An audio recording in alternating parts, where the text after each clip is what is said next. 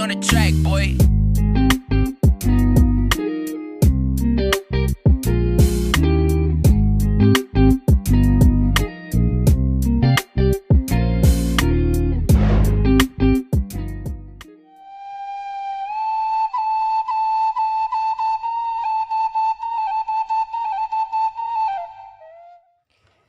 Museum Rumah Kelahiran Buya Hamka adalah museum yang terletak di sekitar tepian Danau Maninjau, tepatnya di Nagari Sungai Batang, Kecamatan Tanjung Raya, Kabupaten Agam, Sumatera Barat.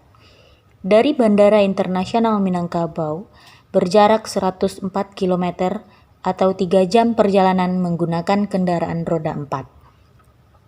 Museum ini mulai dibangun pada tahun 2000 dan diresmikan pada tahun 2001 oleh Gubernur Sumatera Barat waktu itu, Zainal Bakar. Museum ini mulai dibuka pukul 8 hingga pukul 3 waktu setempat.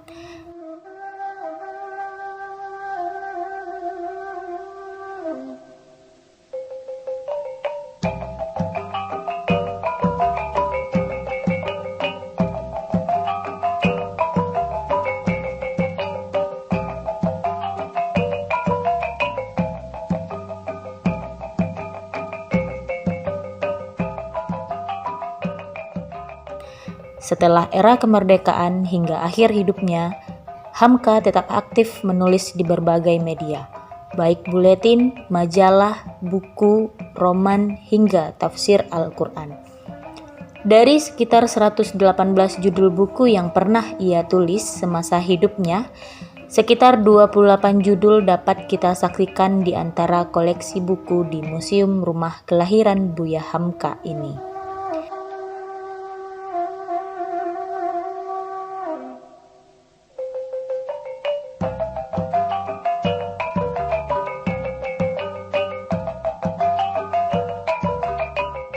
Museum Buya Hamka ini dibuka diperuntukkan untuk umum. Banyak wisatawan lokal, nasional, hingga mancanegara berkunjung ke museum ini untuk kembali menyaksikan dan mengingat sejarah kehidupan Buya Hamka.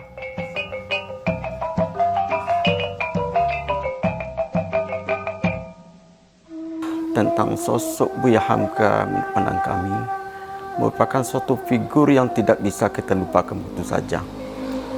Karena perjalanan hidupnya yang cukup berarti buat kita, mulai daripada beliau sebagai seorang anak-anak, apalagi beliau hidup dalam perjuangan kemerdekaan, dan beliau adalah merupakan tokoh yang lengkap, mempunyai ilmu buat kita.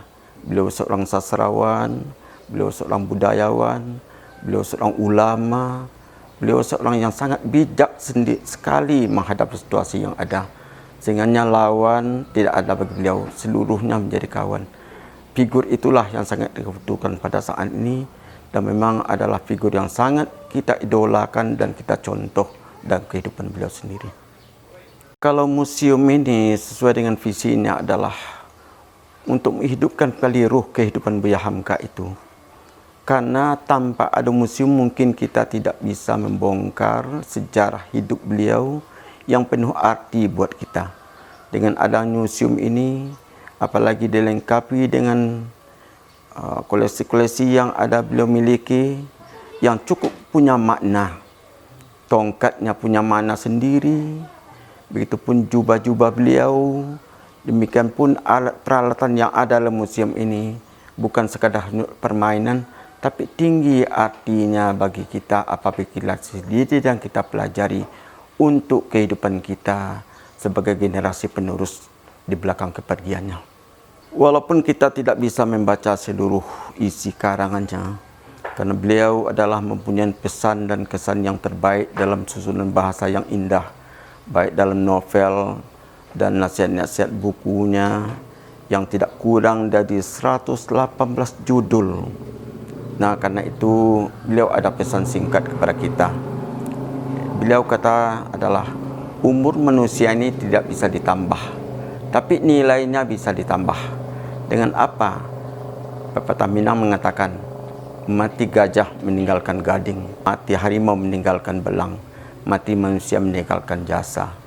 Beliau juga berpesan dalam suatu ungkapan indah dari seorang penyair Arab, ihfad nafsaka qabla mautika, inna zikra lil insan sani.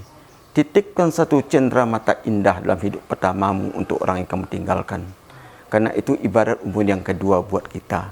Beliau sudah pergi menitipkan satu cinta indah melalui karya-karya tulis, itu pun novelnya, dan langkah itulah yang harus kita ikuti dalam hidup kita.